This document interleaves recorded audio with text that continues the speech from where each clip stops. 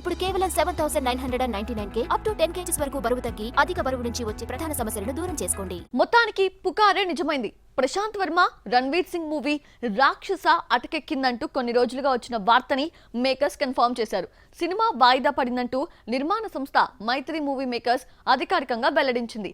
అయితే రీజన్ ఏంటో చెప్పలేదు. హనుమాన్ హిట్ తర్వాత ప్రశాంత్ వర్మ ఇంతవరకు మెగాఫోన్ పట్టలేదు. హనుమాన్ 2ను 2025 సంక్రాంతికి తీసుకొస్తామన్నారేమో గానీ ఇంకా మొదలు కాలేదు. దీనికంటే ముందే రణవీర్ సింగ్ తో రాక్షస సినిమా ప్లాన్ చేశాడు. మైథలాజికల్ టచ్ ఉన్న పీరియాడికల్ డ్రామాగా 200 కోట్లతో పాన్ ఇండియా మూవీగా తీద్దామని అనుకున్నాడు దర్శకుడు. అయితే ఇప్పుడు ఆ ప్రాజెక్ట్ కూడా క్యాన్సిల్ అయిందంటూ వస్తున్న వార్తలను అధికారికంగా నోట్ విడుదల చేశారు నిర్మాతలు.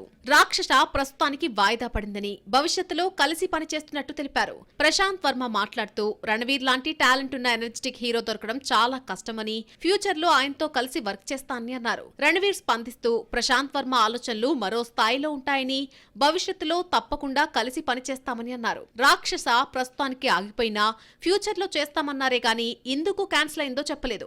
రణవీర్ ప్రశాంత్ మధ్య వచ్చిన క్రియేటివ్ డిఫరెన్సెస్ వలన రాక్షస ఆగిపోయిందన్న రూమర్స్ వస్తూనే ఉన్నాయి. బాలీవుడ్ హీరోలు యాటిట్యూడ్ చూపిస్తారని, టైం కు రారని డైరెక్టర్ చెప్పింది వినరు అన్న కామెంట్స్ ను మేకర్స్ ఫేస్ చేశారట.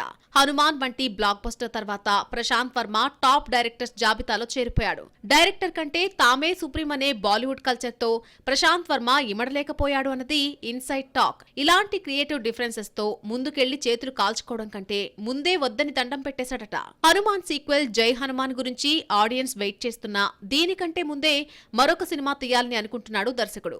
2 ప్రాజెక్టులు అధీరా, మహాకాళి లైన్ లో ఉన్నాయి. జై హనుమాన్ లో హనుమాన్ గా స్టార్ హీరో నటించనున్నాడు. హనుమాన్ తర్వాత ఏ సినిమాతో ప్రశాంత్ వర్మ వస్తాడో చూడాలి మరి.